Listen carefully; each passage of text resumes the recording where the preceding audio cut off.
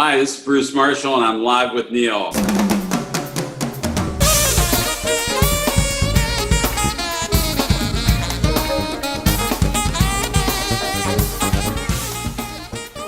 It's good to have you here, Bruce.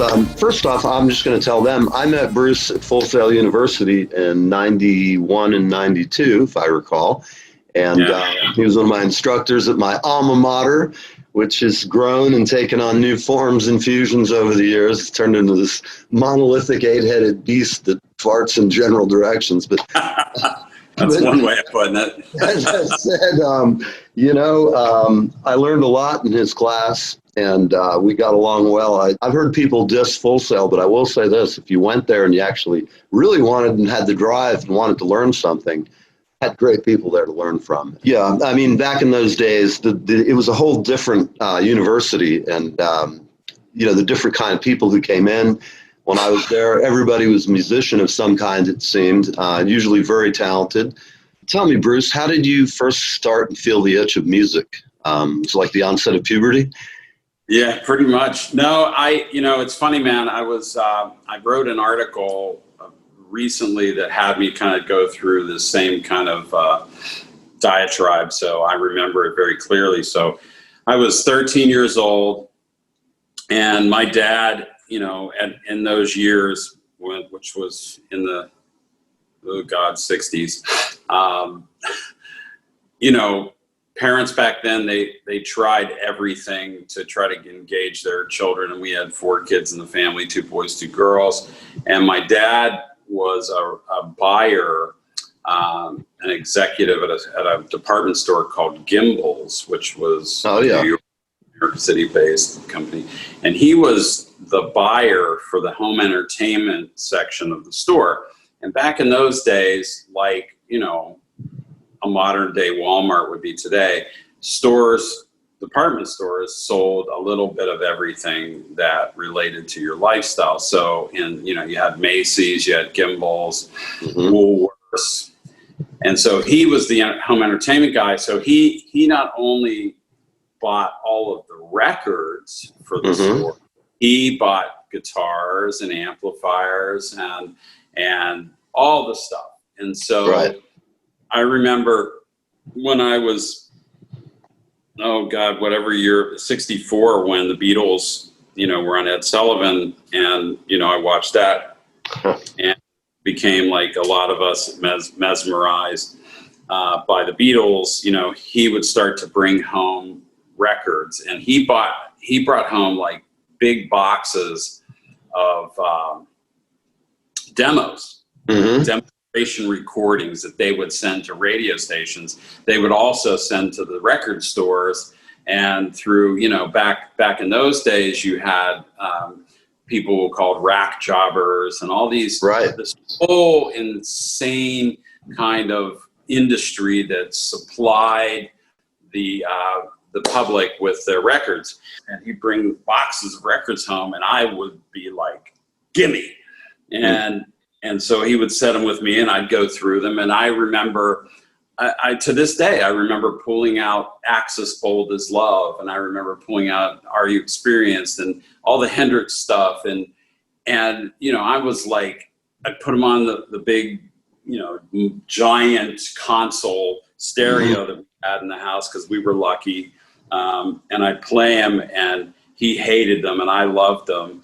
And it wasn't too much later that one day my brother and I were sitting down in our family room, and my dad came home, and he came up the stairs, and he goes, "Hey, I've got some things in the car for you." Now, going back just a little bit, like, the memory that I have is that my dad tried to take my brother and I fishing, hunting, camping, and all that stuff failed miserably. Like, we just weren't interested at all in the rough life. My mother hated it, and so I guess this was the way he thought he would try to get us to do something other than just sit around the house. But we went down to the car that day, and there were a couple of boxes, and we brought them up, and we unpacked 2 guitars. So there I was, 13 years old, and I'm opening up my first guitar, which was a Taisco Del Rey. Right. Semi-hollow body Japanese guitar. And my brother had a guitar from Japan as well called a Capo with a K. And interestingly enough, I don't have the Taisco anymore. I don't know whatever happened to that, but my brother still has the solid body guitar. All so right. He took the solid body, I took the hollow body, and we started a little band with some of our neighbors who had a drum set and all this stuff. But it was 13, you know, I was like 13. I had my 13th birthday, and for my present, I got Rubber Soul, the Beatles' Rubber Soul. All right. So that, you know, and that record changed everything for me. It changed the way I felt about music. There was something that happened to me viscerally. Like I sat down, put it on the record player in my room, and just melted into it. And I never looked back. And, you know, that was a few years ago. Oh, yeah. Yeah. 51? Yeah. Yeah. I'll be 64, so almost 51 years. So, you know, basically for me, I got very serious about the guitar. Like the guitar felt like it was part of who I was as a person. And I also like drums a lot, so they got me a snare, which they regretted instantly. and then my brother, he just didn't, it didn't resonate with him. And he, interestingly enough, he kept the guitar and, but never played, you know, like punked around, but never really played. So yeah, I'm right around 13. Cool. And, like, when did you get your first paycheck playing? Okay, so that's I'll try to get this story done. My wife threatened me today. She said, "Don't be long-winded." So, but it's a story. So the way the story goes is my father loved music. He was a military guy, strict disciplinarian, but he loved country and Western music, both kinds of music. Okay. And, you know, he loved it. And so he'd play it all around the house. But I think it was at church, because most revolved around church. We were raised Catholic. And he met a guy whose son had a band and no place to rehearse. So he offered up our garage, way to the chagrin of my mother. Like, my mom was having none of it, but he was the dude, you know, he was the guy and the husband, and it was his home. And so we were in this brand new home, and in our garage, these guys set up their band. Now they were 5, 6, 7, maybe 8 years older than I was. And man, I thought that I had just like died and gone to heaven, because when they would leave, of course, even though my dad told me not to, I would go downstairs when he wasn't around, and I would look at all these instruments.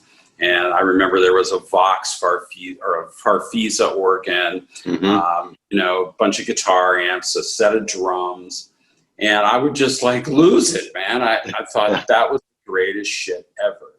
So fast forward, I was already fairly good at guitar. I had taken lessons and I was really playing. So by the time I was 15 years old, I was a fairly good guitar player. And I looked a little older than kids my age, and I was just already so deeply into music that the guys that were in my garage, they had long left, but they remained family friends. They subsequently had a little commune that we referred to as the farm, and it was quite a ways away, but my older sister would take me out to the farm and let me jam with them. All right. And by the time I was 16 years old, they hired me to be in their band. And the band was called Wild Roses. And Wild Roses had, like, they were a real Holiday Inn lounge band. Right. But they called themselves a rock and blues band. Mm-hmm. So very akin to Tower of Power without the horn section. Okay. And they hired me, and that was my first job, was with them, underage, playing bars. Right. And the very first paycheck was at a club in downtown Pittsburgh, Pennsylvania, in a place called Market Square. I know exactly where it is. I've been there. Oh yeah, I know where it is. Yeah, it's kind of still there. I saw it a couple of years ago. But I want to say it was, I forget the name of the club, to be honest with you, but it was happening place. It was in Market Square in downtown Pittsburgh. And I was 16 years old, way too young to be in the place, and they faked it out and got me in, and I was able to play my like 3 sets. So, great. And I never looked back. I mean, I was with those guys for a good, I want to say, all in all, about 4 years. Good training, I would think, for a young cat. It was amazing life training, because while I was in that band, my bestest high school buddy named Terry Kemper was also in the band. He was the bass player in the band. So when I joined, a couple years later, Terry was good enough to play, and they needed a bass player, so they invited him in, and we, they all knew each other anyway. So, it was back in those days, if you had a band, chances are pretty good you were a good musician, especially if you were working. And absolutely. Because when we played, like I would obviously not play when I was in the school year, but when in the summer months, I would go on the road with these guys. And so from the age of 16 on, I was touring, such quotes, every year for 4 years, and toured largely up and down the East Coast. So, we were based out of Pittsburgh. We would go up and through Pennsylvania over to Philly, and then shoot down the East Coast, where we landed when I was 17 in Fort Lauderdale, and that's where I got my education in life. Okay, well, that was a fun city in those days. Yeah, we played at a place called Art Stock's Playpen South. Okay, I know the history of it. Do you? Yeah, it was. Wow. It was debauchery on every level imaginable, because we were in the mid 70s, so 74-ish, when that part of the world was insane. Anything goes, yes. And like in terms of like the summer, New Jersey, Ocean City, all those places, they become a living, breathing organism of craziness, lust, music, and sweat, smell, and fear. As Warren Zevon said, sweat, piss, jizz, and blood. Yeah, it's so true. And Fort Lauderdale, of course, was kind of the melting pot of everything. And I met people from all over the world, girls from all over the world who would come down to that part of the world to lose their virginity. Right. And who better to lose it to than a freaking, long-haired musician. Right. And as long as you weren't the bass player. Yeah, I wasn't the bass player. That's what I'd say, yeah. So, and Art Stock's Playpen was an amazing place, because they had 2 rooms, and the back room was where you, if you were lucky, you would get a gig there, and we did. And there were 2 bands every night, all week, and you would play 45 minutes on and 45 minutes off. And you talk about a dangerous thing for a musician is give them 45 minutes between sets in a place like that. And you could come back, or maybe you didn't come back. So you never know. I mean, you think about how many children have been conceived during spring break in a given year. You know, that's the good thing is, like, no one's called me, so I must have been And also there was no cell phones. There was none of that. I mean, in my life, I have a few things that would probably jeopardize my run for the Senate. I can think of one at Daytona Beach at Bike Week, you know, being the MC of the young ladies who like to get wet. That's right. And I think about it and I go, you know, if you're ever running for office of any kind, not that I ever would, but it's too odious a career, you know. I have a life that's too it's the way I like it.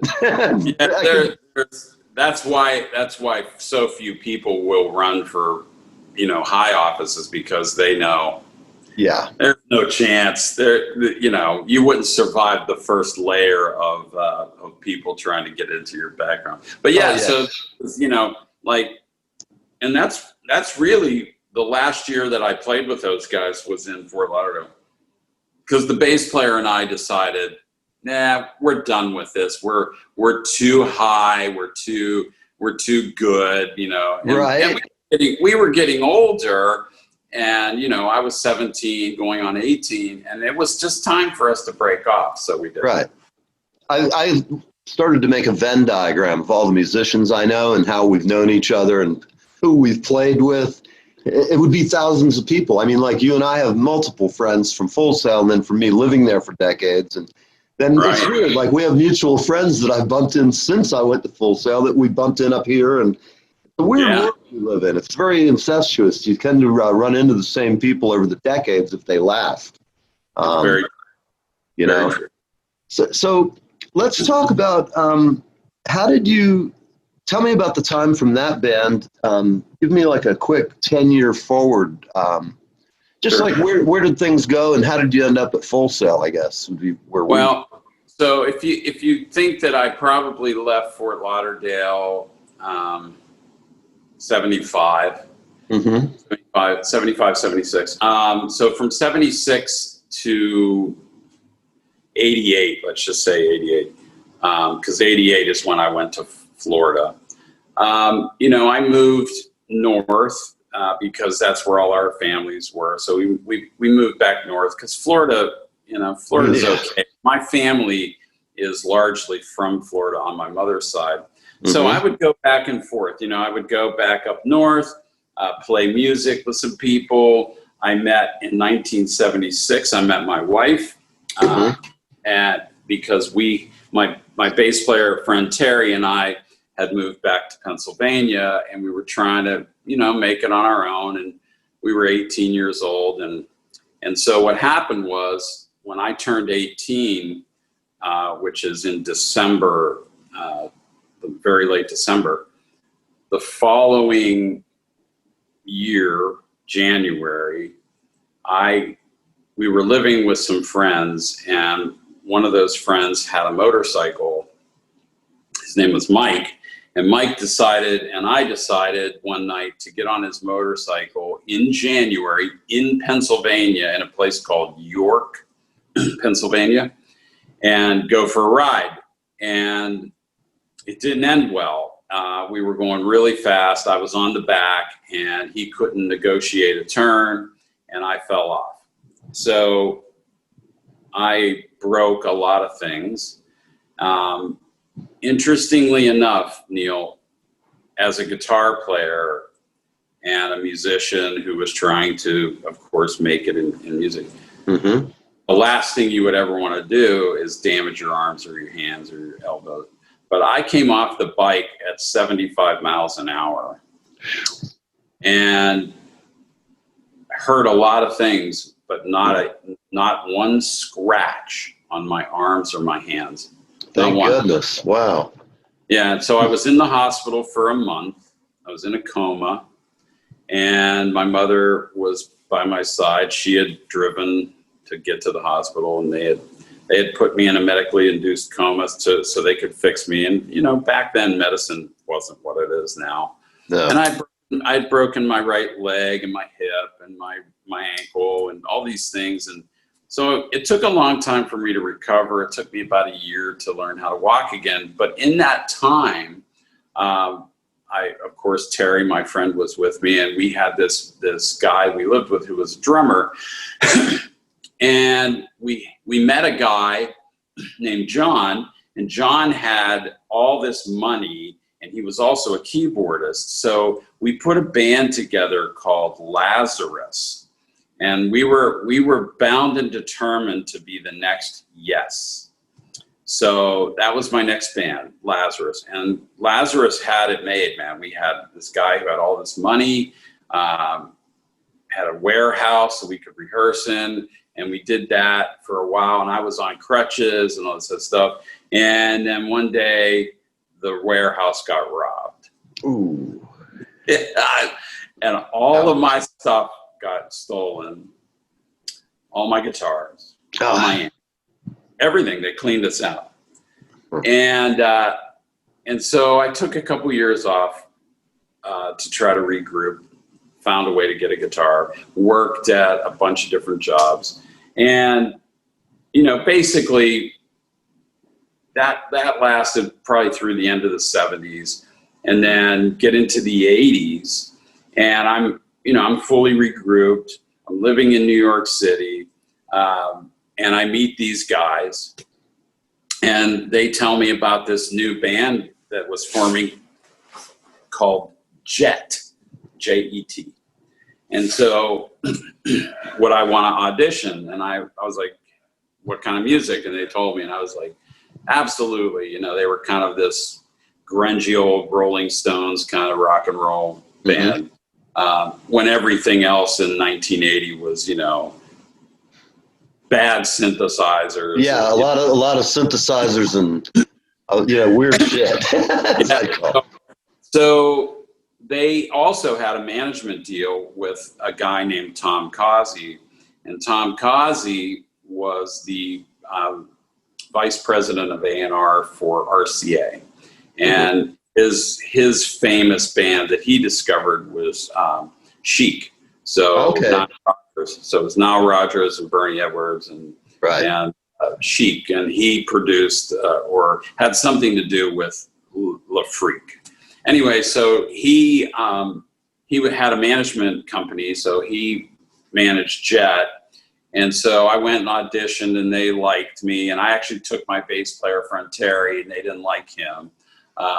He just didn't fit the role at the time. I was going through some stuff. I was emaciated, you know, grungy rock and roller, and they liked that, and they thought that was cool looking, and I played well. So, you know, they already had a lead guitar player, so I was relegated to the rhythm guitar play, which I was fine with. I was like, I'm cool, man. You guys are gonna get a record deal? And they were like, yeah, we are gonna have a record deal because Tom is going to sign us and blah blah blah. So I joined this band called Jet, and so we did get a record contract, and it was with Columbia, and then Columbia became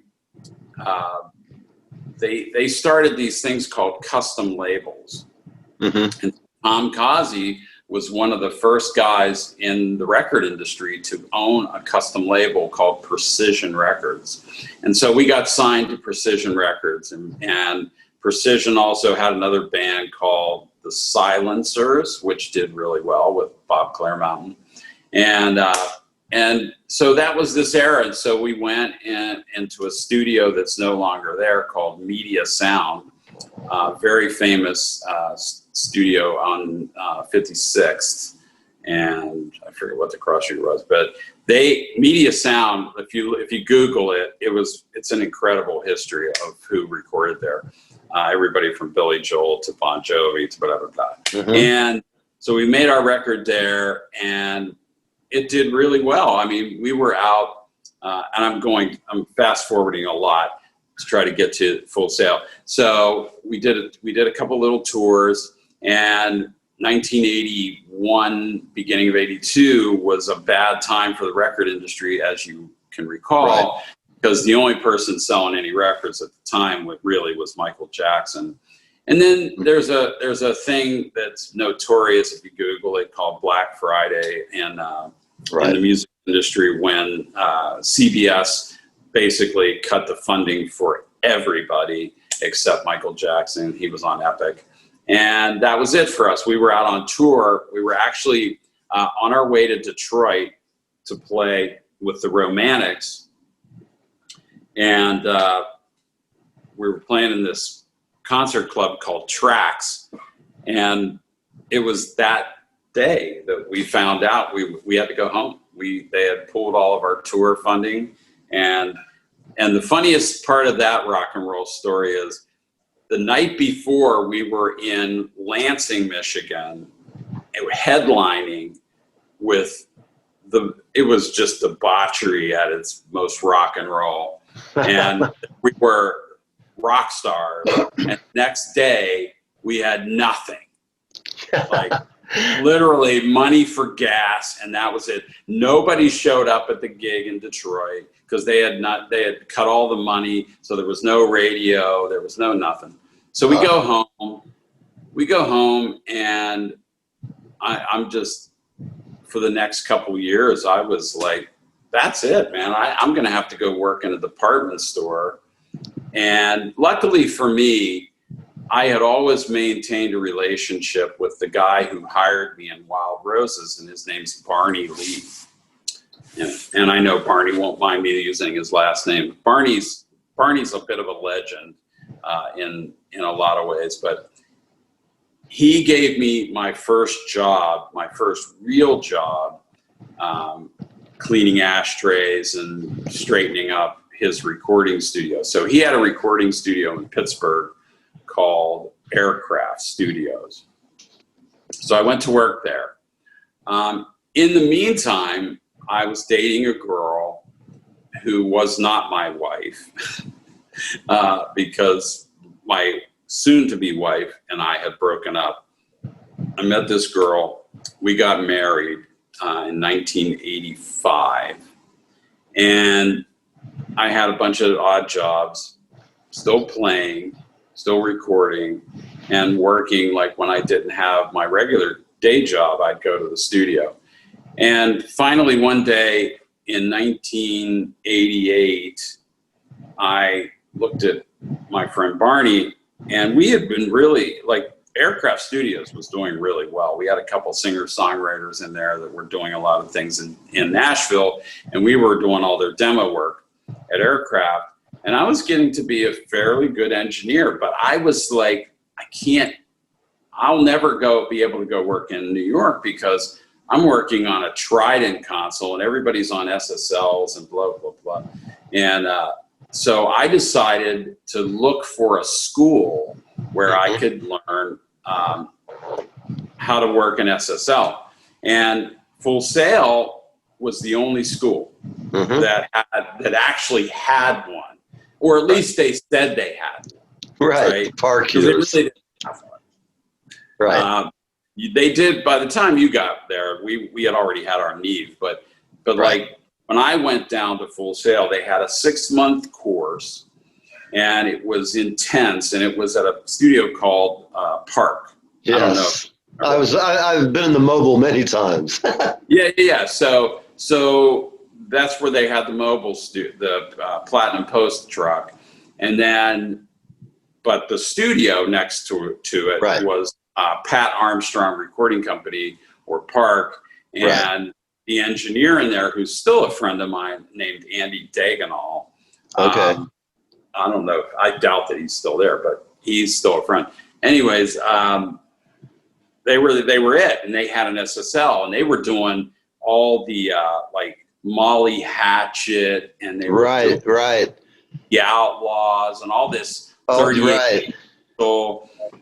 So, but when they weren't booked, they were booking students to learn how to run SSL.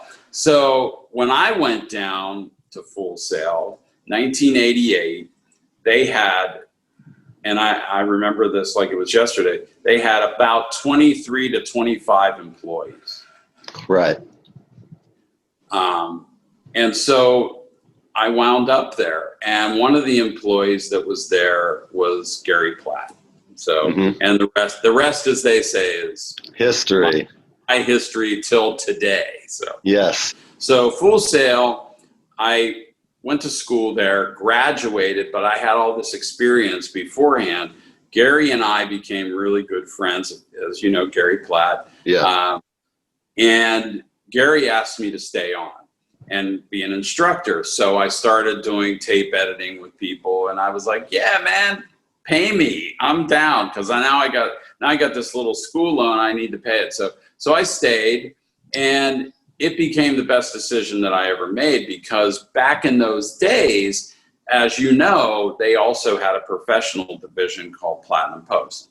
Yes. Well, 1989, I became one of their what they called a senior engineer, and by that time we had moved to where they are currently, in that whole studio complex. Of course, it wasn't as big, but it was. Right. We had Studio A that you probably worked in, that had a big NeVE 80 VR, right? And I became kind of the expert guy on that, and I became their in-house engineer. When Gary wasn't engineering, I was the guy.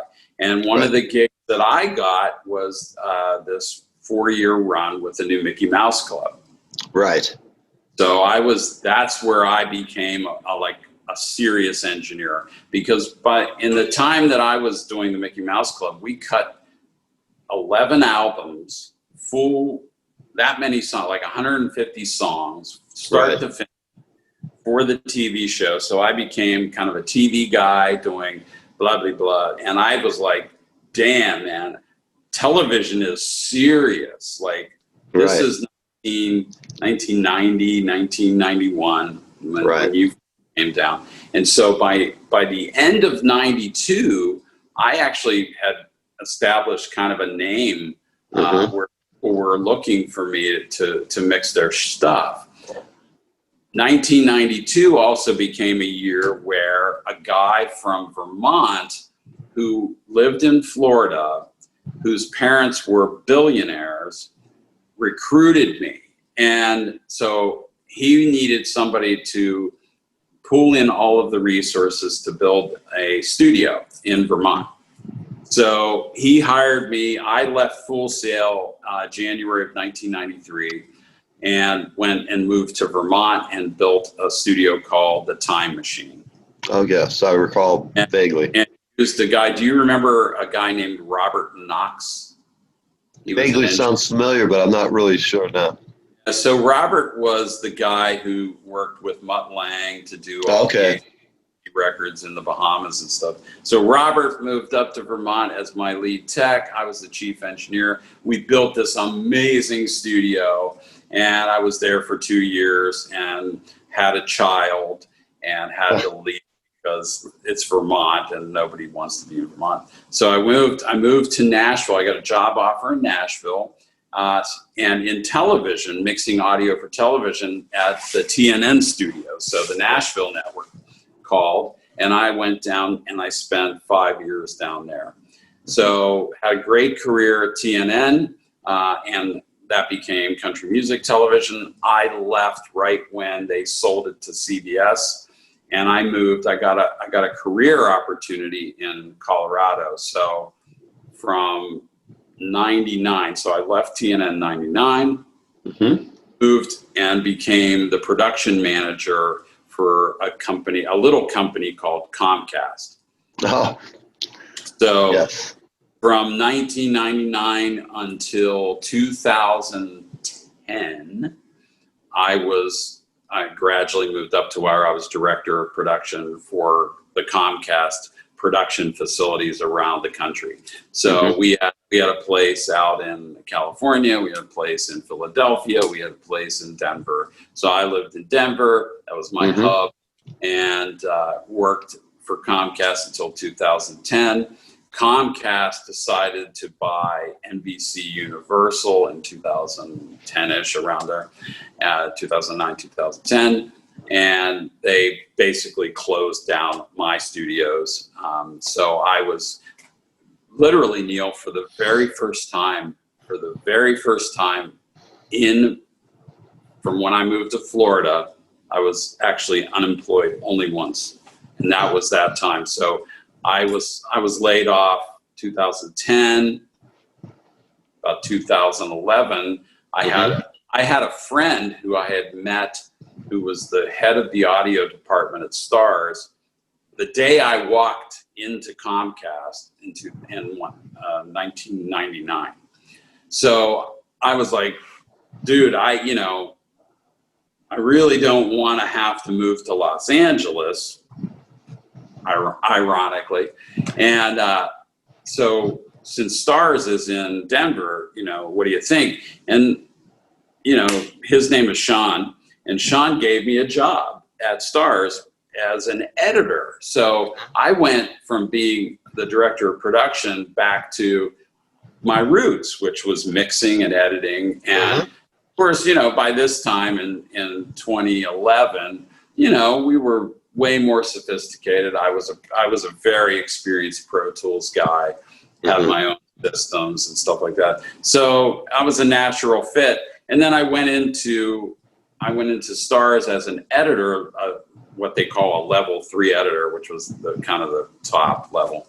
And it was me and a bunch of other people. And I guess it was about 3 years later, somebody left, and it opened up a space for a production manager. So they hired me as a production manager again. And I stepped out of the edit bay and, ran a big crew of 10 people, eight people at STARZ. And fast forward 9 years, and I'm still with STARZ, except for another opportunity happened. And since I'm getting towards the twilight years of my career, I decided, what the hell, let's just turn over the world and move to Los Angeles. And so that's where I'm at. And then, let's have a global fucking pandemic. Yeah, right? Why not? I say it's a little crazy. So I moved to Los Angeles in October of 2019. 4 years prior to that, we had built a home, a brand new house in Colorado. And we were, our plan was, let's stay in this house until I retire. And then we're going to move back east eventually. And, we were pretty set. And then I decided to take on this opportunity. And I just felt like, look, let's finish it out with a bang, man. Definitely. Last year I did my biggest gig ever at Madison Square Garden, this gargantuan show that took a year to plan. And it was phenomenal. It was a phenomenal success for us. And, I played Madison Square Garden. I so badly wanted to call you and go, hey, dude, got any passes? I would have passed you in. I remember when you were here, and I was like, God, this is going to be great. It was great because the year prior to that, so in 2018, I played Radio City Music Hall. So all of a sudden these astronomical gigs were coming up, just at these places. And I'm sure if COVID wouldn't have happened, I probably would have played the Hollywood Bowl. But it's like life, man. So of course I uprooted my wife and we moved to California, and we live in a fairly decent sized 1-bedroom apartment at the beach. But, our life was just going fine. And then I did this and nobody could foresee this in our, right. common man, right? Like the everyday guy would have never, ever said, oh, maybe I should think twice before I do anything because there's going to be a pandemic, Right. Yeah, it's it's just the strangest thing. And I've seen a lot of strange stuff like you. I've traveled a lot of places, and I'm amazed. There's nothing been like it in our experience. And I saw a lady the other day. She was 107 years old, one of the oldest living people in the country, and she actually survived the COVID and the Spanish flu. And I have to tell you, Granny looked amazing. I looked at her, and they said 107, and I went, God. And I thought, she didn't look a day over 80. She looked very spry, very healthful, thin build. And I just said, God, I hope I live long as I can, because there's so much great shit still that I want to learn to work with and play with. And, like in what we do, the sheer capability of growing yourself in your personal. Hell, I started this show for the same reason. I had nothing to do. I had been involved in a serious injury, last year. It's old news, but I've been going out of my mind, because I'm used to either having a band and a job and multitasking all the time. And then all of a sudden it's like, and then when I got out, it was actually about a year ago this month. It was 1st of September. I finally got out of the hospital, and I thought I'll be swinging back by Thanksgiving. I'll be working again. I'll be playing. I'll do all the things I love to do, walking to the beach. No. And then I'm starting to feel good about Christmas of last year, and then COVID hits, like not long after it. And I was already kind of isolated and staying in, writing a lot of music, working on a book idea I have, and I was doing a lot of nothing. But, now I've got this going on, and I'm learning how to video edit again. And it's just like, half of life is having fun and enjoying yourself. And if you got to sit inside, I go out of my mind if I don't either read or produce or write or be doing something. It doesn't really matter what. Even if you called me up, a songwriter, I'd be like, sure, let's make this work. I'd love to, because, there's no feeling in my life better than being in a studio with great people and doing the hang with people. You really love that creative vibe. And, it gets less and less frequent now, especially with COVID, but, everybody's recording on off-site. But, we adapt, we abide, and we hopefully live on in some meter of happiness. Yeah, I think that's the takeaway, right, from all this stuff is like, I look back now, I feel great. I mean, I'll be 64 at the end of the year. I feel really good. I'm probably in the best shape I've been in decades. And yet, when I think about what I would tell people now, I'm not sure how to apply anything prior to COVID, because we don't know what the world's going to look like. We really don't. And honestly, Neil, like being down here in Mexico, where I'm at a resort that is, just been reopened in the last 2 months, and seeing how people are kind of trying to get back to normal, but it's not normal. I mean, there's not a lot of people here. In fact, there's very few people here. And so all of my friends, including, do you know Michelle Sabolchik? Yes.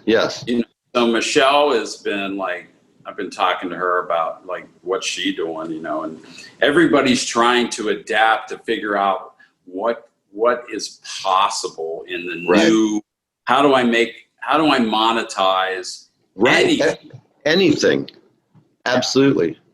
It's, we have a lot of friends in Tampa. I started to do shows based on Tampa musicians, and I started writing a list of all the people I know. I know that you know Jerry Outlaw of Bogus Pomp, the guitar player.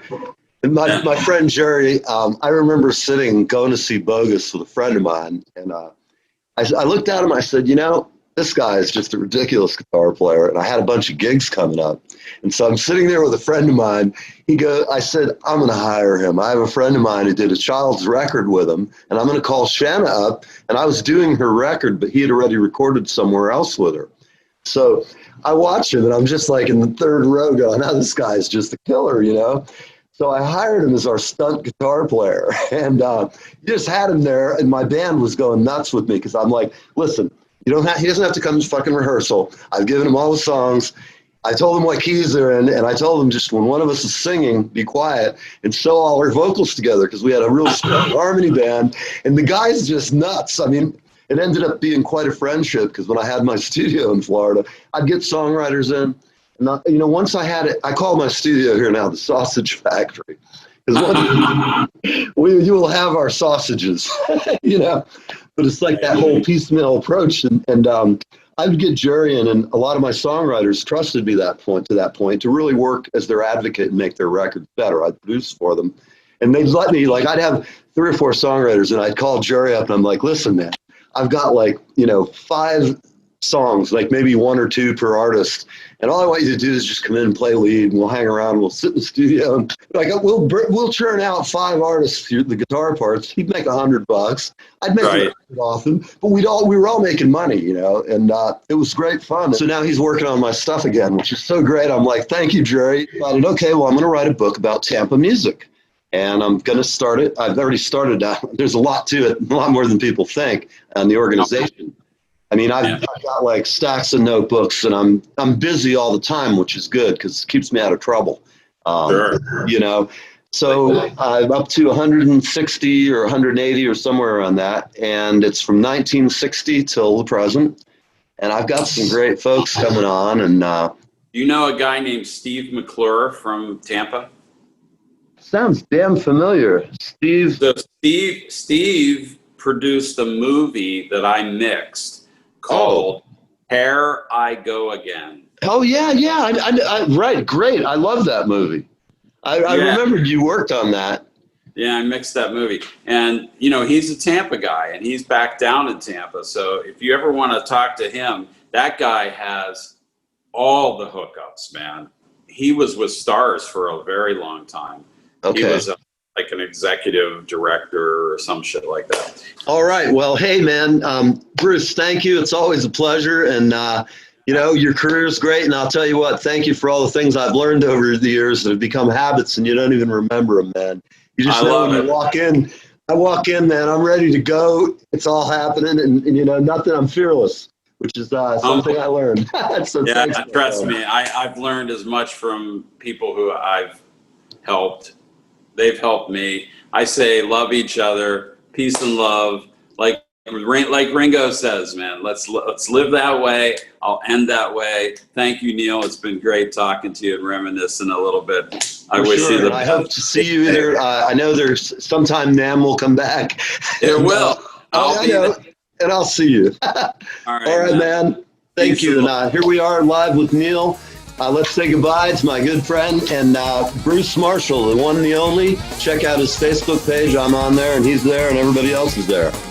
He's one of the cool guys. Peace out, everybody. Love. Take care now.